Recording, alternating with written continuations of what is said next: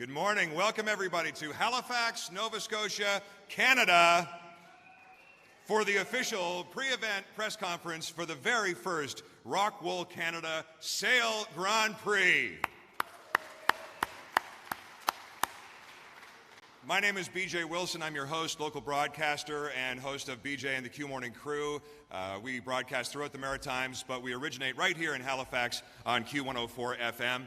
And it's very exciting to be at one of Halifax's great attractions, the Maritime Museum of the Atlantic, a perfect backdrop for this press conference this morning, and right on the edge of the Halifax waterfront, where all 10 of these teams, including the Team Canada, will be racing this weekend in the Sail Grand Prix. It's very exciting. And of course, we are joined by the rock stars of the weekend, the drivers. And I would like to introduce them to you now in order of importance, athleticism, and general attractiveness. I'm going to start with our home team driver, ladies and gentlemen, looking to take the victory for Canada SailGP, Phil Robertson.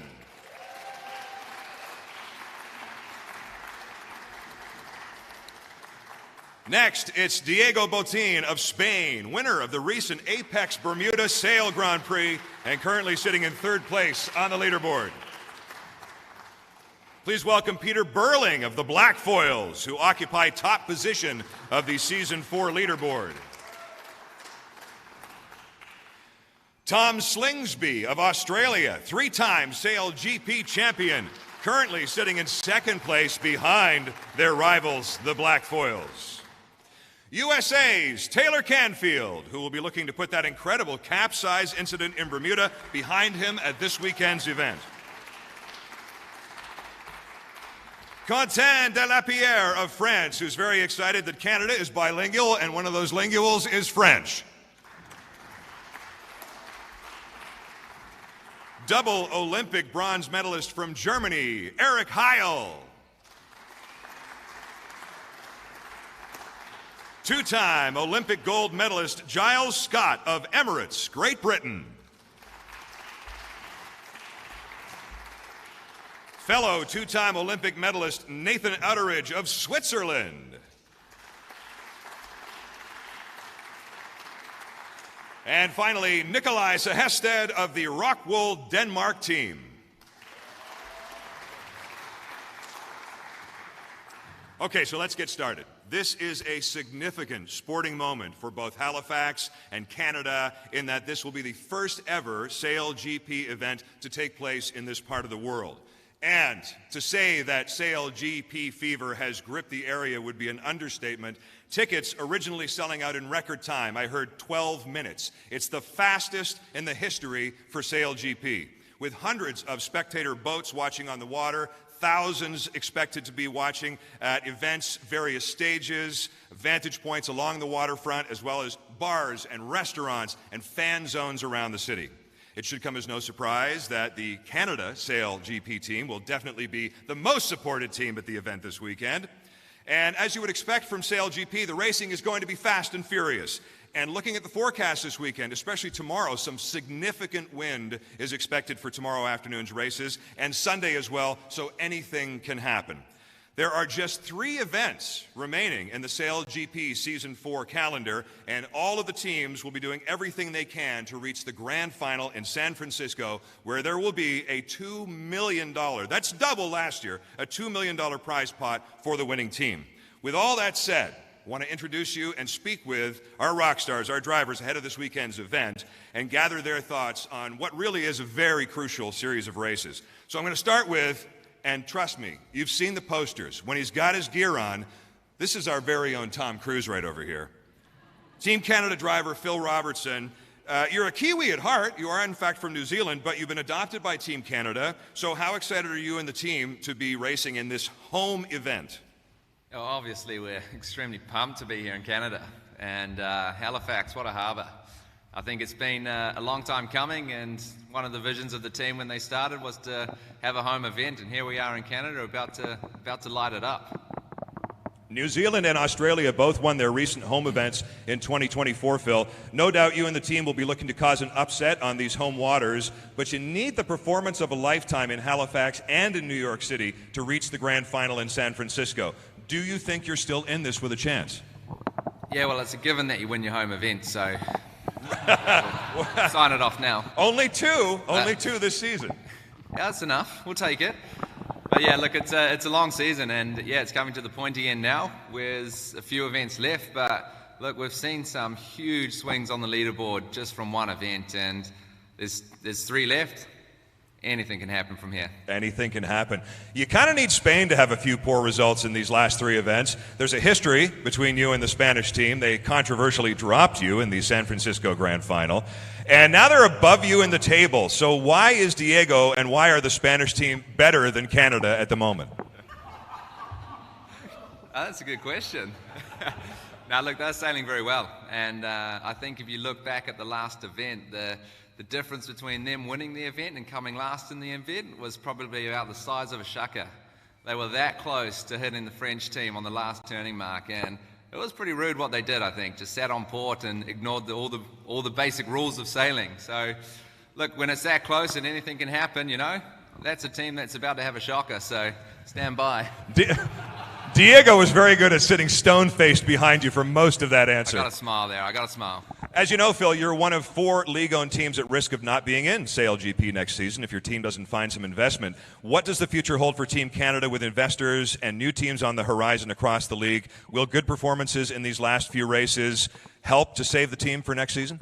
Yeah, look, it's no secret. Our team is for sale. We've got some really interested parties at the moment, and I'd say we're in a pretty strong position, and yeah, it's very cool. We've got an amazing team. The sailing side of it is going great. The business side is good as well, and yeah, we've got some work to do the next few months to make sure we're on the start line of next season. Peter Burling sitting on your back left shoulder there. What advice would you give to your fellow Kiwi, Phil, about the pressures of a home crowd and what that can drive home for advantage performance?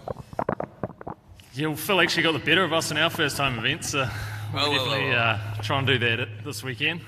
But yeah, I think just enjoy it. You know, it's absolutely mint conditions out there, and it's going to be a beautiful weekend's yachting. I want to talk to Team USA for a moment. Taylor, we're going to run the video here. I want to share everyone's thoughts at SailGP by saying how relieved we all were that no one was injured during your team's recent incident in Bermuda. Have you and the team focused on bouncing back from that? Yeah, it's you know, the SailGP is, excuse me, as an organization did an incredible job getting us back on the start line for this event, and you know, we're so gracious that they were able to get the wing repaired, and yeah, we learned a lot from the the mistake we made and put our hands up, and we've already made great progress in the last 2 days to accelerate our learning again, and yeah, to look back at the data from yesterday, especially, it's it feels promising that we're on the same upward trajectory that we were on before the crash. It was a very shocking piece of video that the world has seen now. It's been shared and viewed so many times. Can you be any more specific about what happened? I mean, yeah, it's out there that a wrong button was pressed, and at these speeds, and when you're pushing hard and you make a mistake, it can be often catastrophic. And this has happened to other teams, obviously not to the extent that it happened to us. But yeah, it's racing, and we're pushing hard. And yeah, all the you see every F1 driver's probably been into the wall at some point, and yeah, they bounce back and they rebuild and they grow, and they learn from their mistakes. So we're gracious to be back on the water, and yeah, we're going to push hard this week. You're a guy who's been on the water your entire life, and you've had some great success with sailing. There's a view that the U.S. team isn't performing as well as it should be, especially after making the big statements that you made when you joined the league. You've changed your coach, you've changed your wing trimmer. If you came in with such bravado, why are you making all these changes, Taylor?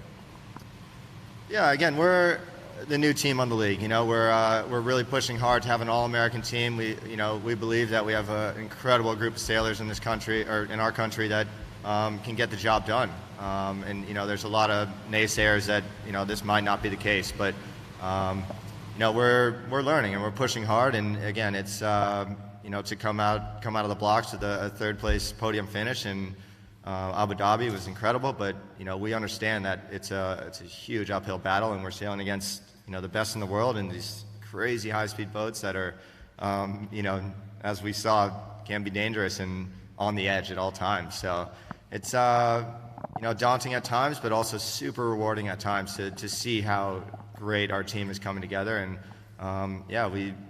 we're excited for the future. Taylor, is this a bit of a thorn in your side? When Jimmy Spithill was leading the U.S. team, they were lying third in the championship. You're now in seventh. Do you have the ability to lead this team back to the top of the league? Oh, no doubt about it. We have a longer-term goal to win the season and 3 seasons from now, win the league in 3 seasons from now. Again, I think that on our good days on the water, we're pushing towards the front, and that's after 8 or 9 days of foiling as a group together. With a few more events and a few more training days, there's no doubt that we're going to continue to raise that level and that bar. Talk to Tom for just a moment, because incidents are always big in the media, and having experienced your own recent incident in New Zealand, were you surprised that the U.S. team wasn't docked any points for their incident, considering you guys were so heavily punished for your crash in New Zealand? Yeah, I was, actually. We were deemed to be doing reckless sailing, and through a mistake of our own, had serious damage to our boat. They pressed the wrong button. That's a mistake of their own. They got serious damage, but 0 penalty points. I don't care what the rule is, as long as it's consistent, and it hasn't been consistent. That's not the last we're going to talk about that today, Tom. Copy. Phil, let me go back to you for a moment here. Some have said that the U.S. team made a huge mistake in letting Paul Campbell-James and Cooper Dressler go to the Canadian team. Was it a mistake for them to let them go? They left, for the record. Oh, so would you perceive that to be a bad thing for the U.S. team? Yeah. And do you regret it now? In my humble opinion, I would say you want to keep experience in teams, and they were with the US, and walked away when the ownership changed. So, it was probably a mistake not to fight for them. That's another way of putting they were let go. You didn't fight for them. So is that a regret at all, Taylor, that they're not with the team anymore? We're in great shape. We're happy with the direction we're going, and again, we have a great group and excited for the future. We talked to Diego on the back row there for a moment here. The Spanish team in great form.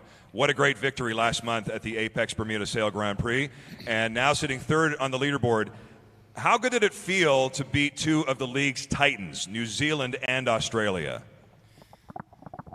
Yeah, I mean, at the beginning of the season, we were dreaming about being in this position. We didn't know if it was possible, and here we are. But there's still 3 more events. The level is super close. Anything can happen, as Phil said earlier, because you see many teams improving a lot from event to event, and because of the shared data we have in SailGP, and it's amazing how one team can improve on the way they sail the boat from one event to the other.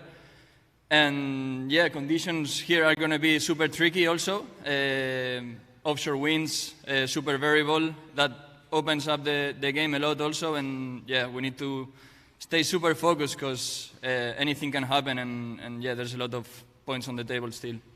You're one of the young guns in the league. At the start of the season, Tom Slinger said that he didn't think the young guns like yourself were stepping up.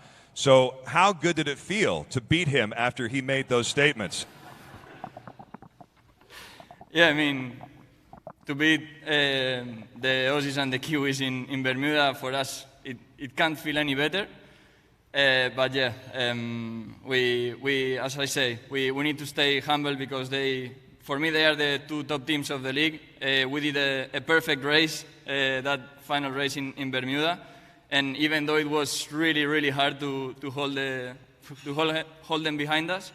So I mean, there is a lot of room for improvement for us, and we need to focus on this if we want to keep improving as we have been doing in the season. So Slinger, any regrets making those comments? Do you think it helped them improve? No regrets. I think, for at least the Spanish, they really took it the right way, and I think since then the worst result has been a 4th place. So you're welcome. Maybe a few regrets, but no, they've. I mean, I didn't say it with like malice. It was a bit of a, come on guys, like you've got this huge opportunity in front of you. Why don't you take it? And it's exciting to see Diego and his guys really have taken the opportunity they've got here, and yeah, they're a force to be reckoned with. You want to see the league competitive. It is competitive, but if we want to take this sport to new levels, we've all got to step up our game, every one of us. And I think the league, to do that, has got to be more competitive, and you want different winners. You don't, obviously we want it, but people don't want to see Australia win every event or New Zealand win every event. But I think, yeah, it's exciting. And yeah, the young guns coming through. I'm looking forward to some tight racing in the future. Diego, back to you for a second, because there's different rules as to how teams get extra practice time. Denmark, France, and Canada are the teams most likely to challenge you for a podium spot in the grand final. Both Canada and Denmark got an extra day of practice here. Diego, do you think that's fair? You're asking the guy that's done the most training this season. Oh, shots fired. I don't think this is right, but yeah, I mean, there is a rule where we got a training day also yesterday because we had a failure in the wing in Dubai. We didn't enable us to do a race and lost us many points in the season. And Canada had the same thing, but I think I mean what this Canada is doing also the HSV2 testing for the season. And yeah, I think this is giving them the most time in the water, and I think Canada has been really lucky here, looking at the season also, because some pieces didn't arrive to do the HSV2 testing, and they could do the more training than the others on the foils that we were used on the weekend. So yeah, love this. I mean, it's a hard question, but I think for the future, it's a place where the league has to be more consistent on their decisions on the training time for all the teams. And it's building this rivalry between Canada and Spain, I would say.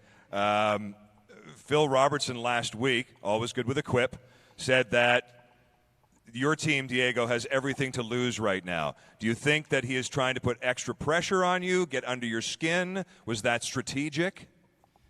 Well, I guess all the teams hunting for the final in San Fran want us to think like this, no? That we have everything to lose, but yeah, it's not the case for us. We are in a position we were dreaming of at the beginning of the season, and we have everything to gain, no, from here. We have 3 events. I think we are talking too much about the final in San Francisco, because we have 3 big events before that. And every event is super important, and we like to focus on the event, do our best to have our chances to get into the final in those events, and we also think that mindset is what will give us the best options to get into the final. So we like to think event by event, not towards the final. Phil, are you hoping that the Spanish will choke? Were you just trying to ruffle some feathers with that comment? Size of a shaka. That's the difference. Nikolai, you are another team that could benefit if Spain doesn't perform in Halifax. Are you guys in with a shot of reaching the grand final in San Francisco? Oh, absolutely. I think 9 points is not that much in 3 events. We almost lost 15 in 1 event together with Tom in Australia. So that's a lot of stuff can still happen, and I don't think Spain has too many friends the next 3 events out there. So I think that's a lot of stuff coming, I think, still. All right, Diego, let me go back to you for a moment. Speaking of friends, what we're wondering about, too, is whether you've got some friends at home, because despite your good form and that amazing win, you are one of the 3 league-owned teams at risk of missing out next season unless you can secure a major sponsor or an investor. Do you have any news with regards to that? As I said in Bermuda, we are working very hard on it. We work very hard on all the areas that will give us the best chance to be a private team and be on the league, not for the next season, but for many seasons ahead. And I mean, it's looking good. I cannot say more than that, but until it's close, we cannot say anything. But we are working hard on it. Let me talk to France for a moment. Quentin, you didn't perform very well in Bermuda. Is it fair to say that you haven't been at your best? And some people are wondering if you've taken on too much with America's Cup and SailGP campaigns. Yeah, for sure, it was not our best Grand Prix in Bermuda. I mean, what can I say? Well, strategically and tactically, we were not in our best pace. And also, our starts were not that good in this Grand Prix. So anyway, we just have to focus in the next 3 Grand Prix. Everything can happen. I'm sure this team has everything to be in the final. And yeah, I mean, we saw that in Christchurch. We can have crashes or major issues by many teams, and our focus is still to be in the top final. France has some excellent Olympic sailors. I would give as example the current 49er world champions. If you don't perform well in the next few events, would you step aside and let one of the young drivers maybe take the wheel? As I said in Christchurch, that's the rule of SailGP. If you are not the best, you will not stay in this league. That's the game. I play the game, and I'm happy with that. Okay, you're also one of the 4 league-owned teams that could be dropped for Season 5. How important is it for you to perform well in these last 3 events to try and avoid elimination, especially as both Spain and New Zealand are currently ahead of you in the League Championship? It's really important because I truly believe that the French sailing nation have its place in SailGP, and I want the French team to stay in this league.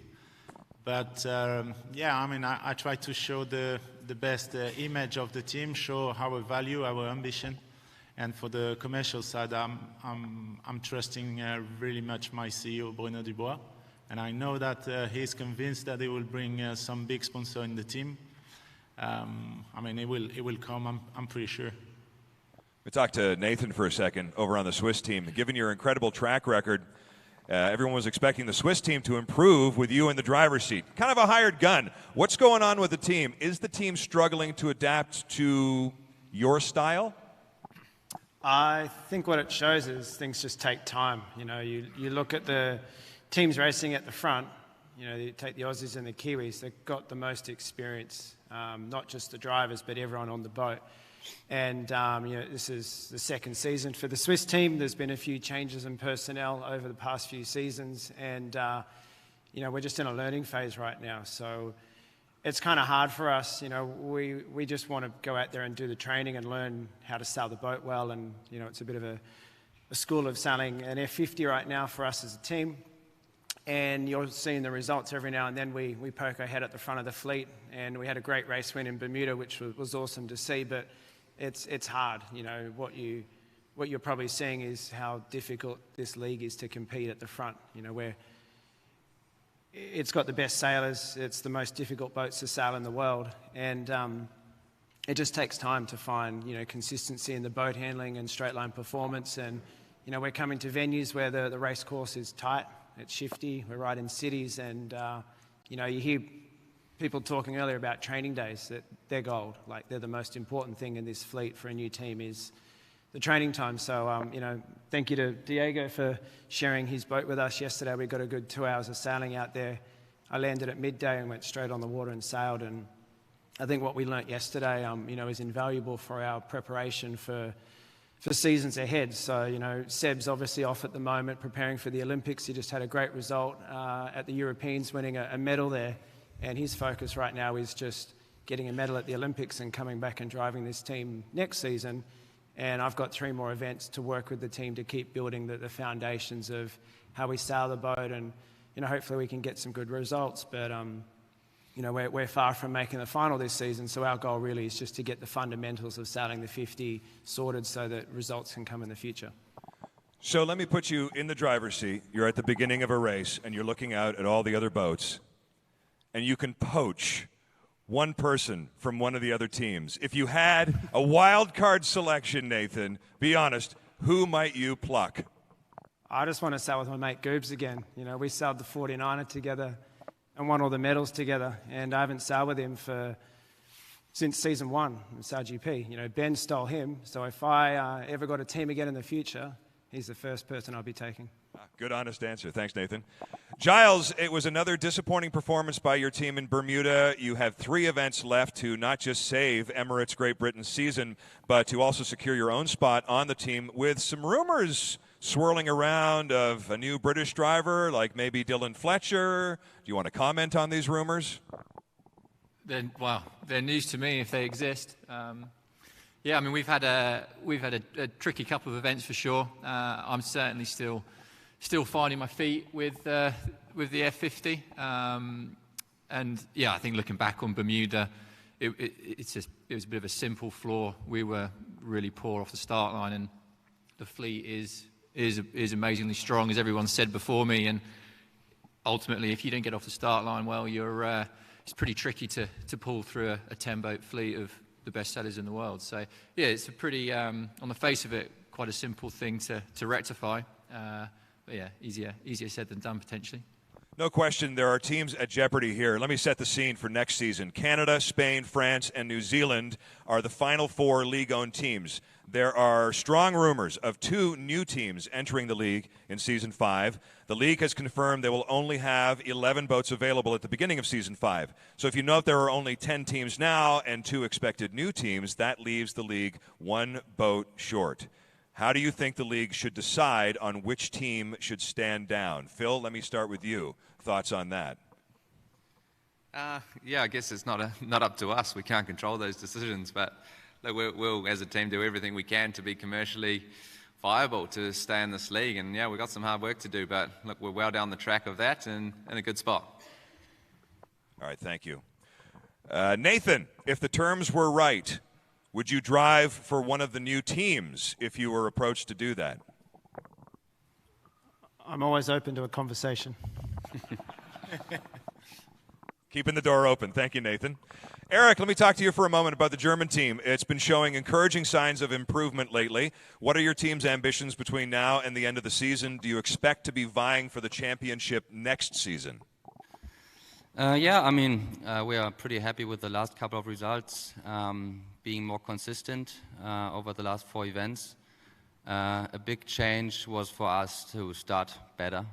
I mean, that sounds easy, but it's the most challenging thing in the league, I guess. And the start is more than 50% of the race, so we started better and we were better in the end.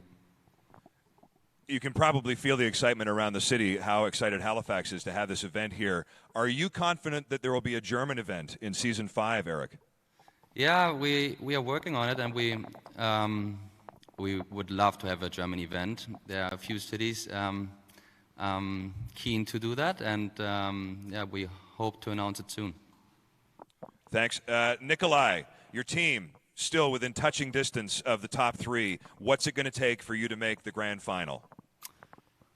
Canada and Spain hang out a little bit, as they tend to do. I think that will help us a lot. But now we just got to keep doing, I think. If we only need to gain, probably 3 or 4 points in events, and that's definitely doable, having seen the last, events, how much points can swing. So we just got to make sure we make the final in this one, and I'm sure Spain will do theirs to not make the final.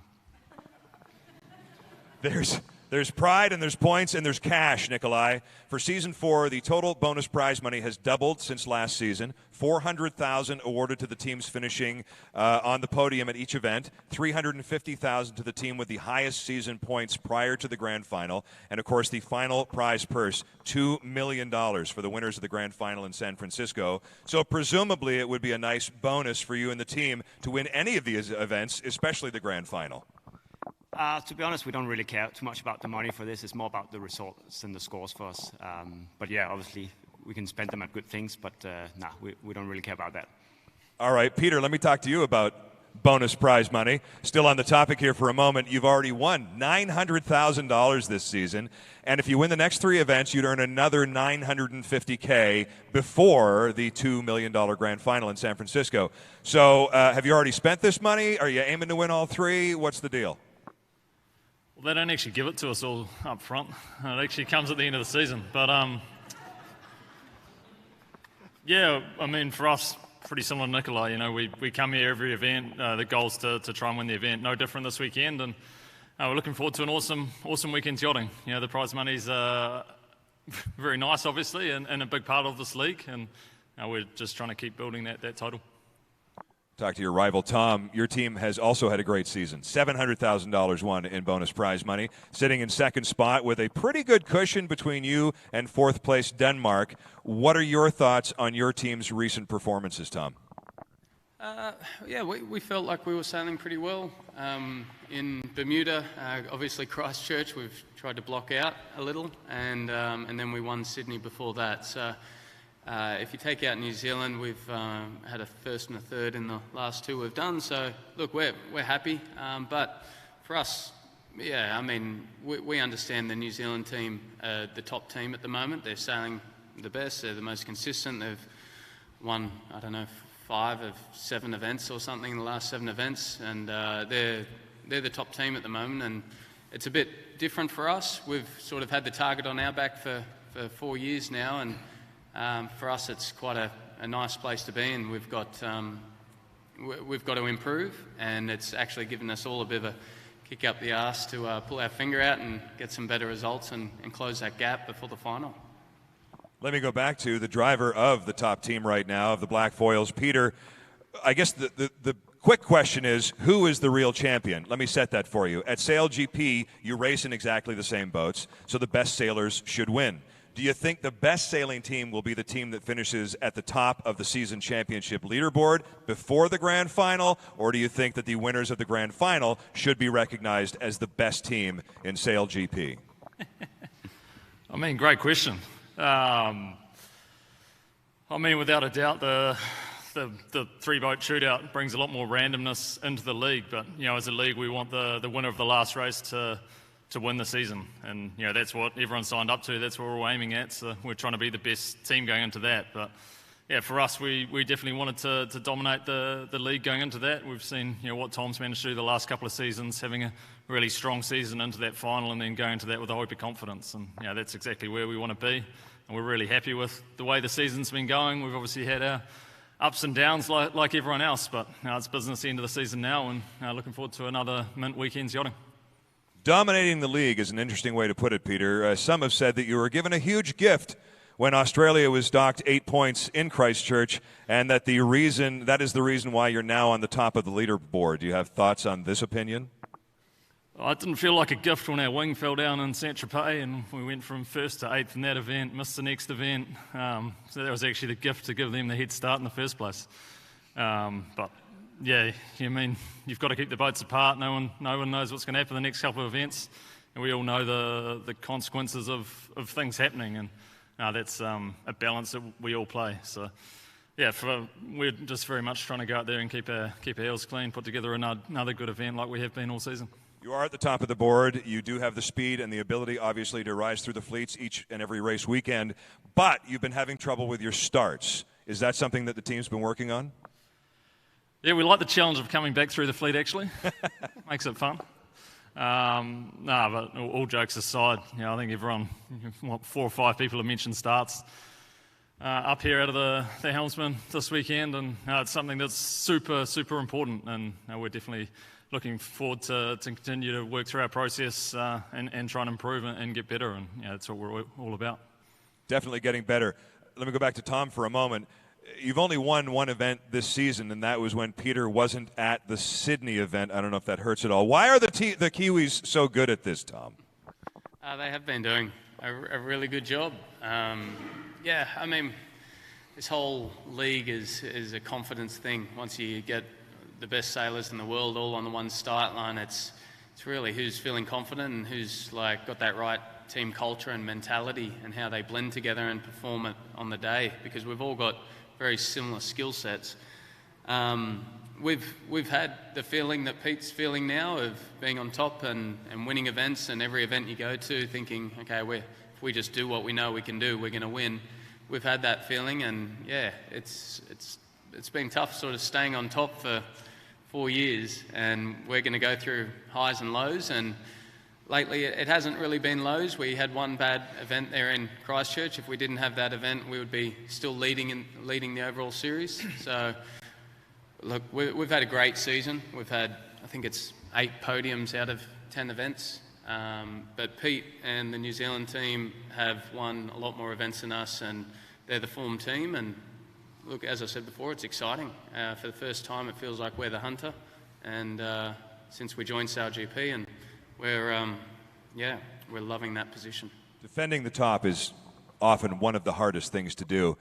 You did say that in Bermuda your performance was compromised by equipment configuration issues. Can you tell us more about that?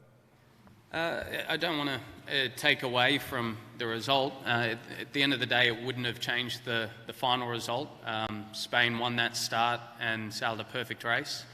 But as you saw, probably if you watch the league closely, we had an amazing Saturday, and then on Sunday we didn't have a great day, and we had a few system issues. The tech team have put their hand up and said that they made a configuration error. Basically, we had the wrong foils loaded into the boat for all the computer software, and all our manoeuvres were compromised because of this. It thought we were on the high-speed boards instead of the light air boards, and we didn't pick that error up in the system. We can't see it, basically, but the tech team have apologised and said it won't happen again.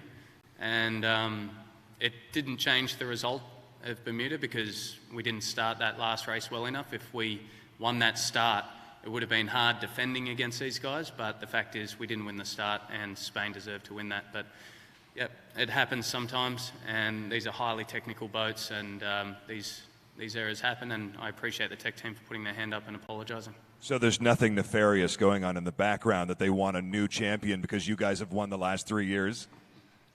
There's a lot of conspiracy theories out there, and we join in those conspiracy theories from time to time. But no, there's not. It's we have full trust that the tech team is a simple mistake, and the fact that they put their hand up makes us feel really confident that it's not going to happen in the future. Let me just take a show of hands of the rest of the drivers, not you, Tom, but everybody else. Raise your hand if you don't want Tom to win this season. I don't have to look. How is that not unanimous? There are some rumors also that Australia has secured its place in the league for season 5 and beyond. Tom, is there anything you can tell us more about that? It's true, but we can't tell you. There'll be an announcement in the future, but it's really exciting for SailGP, and it's really exciting for the sport of sailing. And I think, everyone will be pretty shocked and really impressed at what we've managed to put together. Excellent news. Talking to some of the drivers before the press conference this morning, one of the things that's being noted about the Halifax course is actually how tight it is. And now, of course, we've got more boats than ever before. The race courses are becoming more crowded. Does that put extra pressure on the strategists, given both Denmark and Great Britain have had incidents where the strategist has missed seeing an oncoming boat? I want to specifically point that question at Nathan to begin with. To me? Yeah. So, I haven't hit anyone lately, have I? Yeah, of course it does. You know, as the race course gets smaller, our boats get closer together, and so it's very important to have eyes in all directions. And so, the strategists on board, you'll see them probably moving around a lot more now than what they were in, say, last season. You know, I think what people don't understand is when we're sailing these boats, anything that's happening on the leeward side, you pretty have no idea. You got no vision. You can't see through the wing. You can't see through the jib. So your eyes are the strategist going to the centre of the boat and having a look to leeward. And the other big change that's happened this season is that the coaches' booth now has comms to the boat. They're set up in a little booth here on shore. They have all the telemetry there, and they can actually see other boats where they are. They see the umpire app, so when the boards are going up and down, they can see changes. So you're actually chatting to your coach from the shore as much as you are as people on the water. And so when you're on port tack going upwind, you're the giveaway boat, and we're asking, you know, are we crossing that boat on starboard? And they're relying on the coach to help as much as the strategist. Right. And I'm asking you not necessarily because of incidents, but because of your experience. Let me ask Giles for your thoughts on that same question, with Great Britain, of course, having had an incident. Your thoughts on the importance of the strategist and how much more difficult it's becoming for them. Yeah, I mean, it's an incredibly valuable and important role on board. And, on a practice day in New Zealand, we became a bit of a cropper to it. We missed missed the Spanish who tapped back onto starboard just as we went onto port. And as Nathan just said, there's a pretty big blind spot through the wing and jib. And yeah, I just had absolutely no idea they were there until we hit each other. So yeah, I think everyone on board has to take a bit of responsibility for that. But obviously, as a driver, you definitely have to own it. But yeah, there's a lot that strategists, the coaches in the booth, and the other crew on board as well, where they can help out. And yeah, certainly since our little prang, we've had to address it somewhat. Thank you very much to all the drivers for your insights, your honesty. Before we end the press conference, we have an exclusive announcement to make. As you can see, the competition is fierce on the water, but competition also takes place off the water as well. And SailGP's Impact League was created to put sustainability and inclusion at the heart of the sport. And SailGP is the only sports league in the world to have 2 podiums and 2 trophies, one for racing and one for the planet. I can exclusively announce that the winner of the 3rd Impact League Focus Area Climate Action Innovating for a Low Carbon Future is ROCKWOOL, Denmark.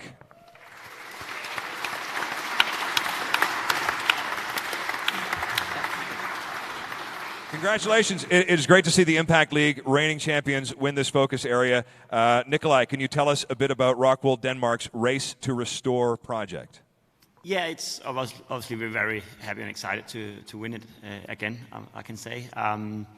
We like to try and see if we can keep it competitive and fun at the same time, so we sort of try to engage all the teams in this one, where we planted 300 square meters of seagrass, and then you can collect points as you score points in the real racing on the water. You collect points for how many square meters of seagrass you're getting, and that's sort of been a great project for us, and we're happy that we can pull the win with that one. Congratulations. Powered by nature, of course, SailGP. And this now puts ROCKWOOL Denmark on the top of the Season 4 Impact leaderboard, with Switzerland in 2nd and Emirates Great Britain in 3rd. I want to thank you all again for your insights. And we're going to open things up and take questions from our virtual floor and any questions we may have in the room. So I would ask local media who are here to just raise your hand, and please identify yourself when the microphone comes to you and where you're from. Taryn Grant with CBC Nova Scotia. My question's for Phil Robertson with Team Canada. How long have you personally been sailing, and how much time do you and your teammates put into practice for these races specifically? Yeah, I think if you asked any of these drivers here, they've probably been sailing for most of their lives, and most of us probably grew up on the water or somewhere near it. So we're very fortunate to be in the sport, and yeah, time before the events, training, it's very difficult, and yeah, as you hear before, it's quite a hot topic. But yeah, we don't get a lot. We typically get just the day before, which is today, to do some practice racing, and then we're into it on the weekend. Any other media in the room? Raise your hand. Hi, Jonathan McGinnis, CTV News. Maybe this is a question maybe for Taylor and Nikolai. You've both been on the water a lot the last couple days. What can you tell me about the course and the setting that you'll be racing on? It's a bit colder than the last events we've been to. I had the dry suit on yesterday, but yeah, a great venue. It's so cool racing in these these city race courses and in front of the crowds, and yeah, we've had 2 great days out there so far, especially yesterday. So yeah, forecast looks great, and it sounds like everyone's done an incredible job here to prep for this event, and it's exciting to see how engaged the city is, and definitely Canada's turning it on for this one. Hey there, Jody Cook with NTV News in St. John's, Newfoundland and Labrador. I just want to talk a little bit about sport development and growth, because you guys are big stars around the world, but this is a first for Canada, and it's certainly a first for Atlantic Canada, obviously, as well. So what do you guys see as the future of sport when you see young people here who are participating as well? Phil, perhaps. Yeah, it's incredible. And I'll speak very specifically on Canada here. When we started this team, there was pretty much 0 foiling boats within this country. And since we've been running for the last 2 years, we've seen a huge growth in kids that are getting hooked on the sport and going out foiling. And I think, yeah, you can see all the Inspire kids around the room here. These guys have been around for the last 1.5 years, 2 years, and we've set up, I think we've got 10 foiling centres now throughout Canada, and yeah, it's huge. The growth has been massive, and yeah, we're excited. We're ready for them to come and take our jobs, so keep at it, kids. Hi, Lisa Ross from CBC. This question for Phil.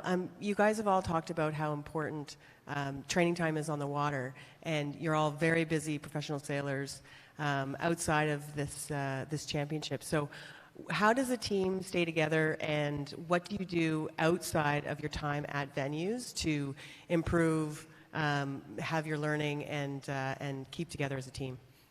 Yeah, it is tricky, and the boats are very complex, and obviously we ship them around the world, so time is very limited when you're on site with these boats. But look, there's a lot you can do. There's a lot of video, a lot of data, which is all open source, so we can pick apart any team in any moment that someone's had that we think is interesting and really debrief it. So spend a lot of time on calls and debriefing, and yeah, I think some of these teams do a lot of other sailing together, which is very beneficial, and some show up last night and get together as a group and carry on. So that's part of the challenge, is getting better in this league, and experience is everything in the sport of sailing, and yeah, that's something we're trying to fight for.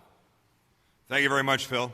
And thank you to all of you for being here at the press conference today. We certainly appreciate it. Halifax is so excited about this weekend's event. The social media videos and pictures of Team USA and Team Canada out there the past couple of days, and now I know they'll be training out there today, so best of luck to all you. It's been amazing. As a reminder, racing gets underway tomorrow and Sunday just after 4 o'clock local time in Halifax on the waterfront. The ROCKWOOL Canada Sail Grand Prix is a sellout in the stadium, and SailGP have released a few final tickets for Bring Your Own Boat. So head to the SailGP website for more information. If you missed out on getting a ticket, you can still soak up the action along the various vantage points. Of course, restaurants, bars, there are fan zones around the city. And if you can't make it to the event, we encourage you to go to sailgp.com/watch for details on how to see the action from anywhere in the world. And right now, to officially help open the event for this weekend, I would like to invite a good friend of mine, a special guest, His Worship, the Mayor of Halifax, Mike Savage. Thank you very much. It's really exciting. BJ, well done. Just a note, if you're ever looking to hire somebody to pick a fight, he's not a bad guy to hire. I'm glad you went into broadcast and not diplomacy like you were thinking. These guys are amazing. This is so cool. I want to thank the community. Taylor, I want to thank you for acknowledging the work that's gone into this locally. Here we do things together, the feds, the province, the city, most importantly the city. We have Sail Nova Scotia, we have Sail Canada, we have Discover Halifax, the Greater Halifax Partnership, we have Downtown Halifax. Everybody pulls together. Corinne McClellan, Chris Larson, the team at Trampoline. So many folks have done so much work, and it's really, really an exciting time in this city. And I want to let you know that I wasn't going to pick a side in this week's thing, but I got this thing, and I want you to know that's not just the name of the mayor in this city, that's the attitude of this city. Because of SailGP, we're so excited all over this city. There's billboards. I saw one this morning. The billboards are saying SailGP, ROCKWOOL SailGP, and it says, Halifax, are you ready? Well, I can answer that. John and Paula, you can answer it too. Is Halifax ready for SailGP? 2 words. Hell yes. Let's get it on.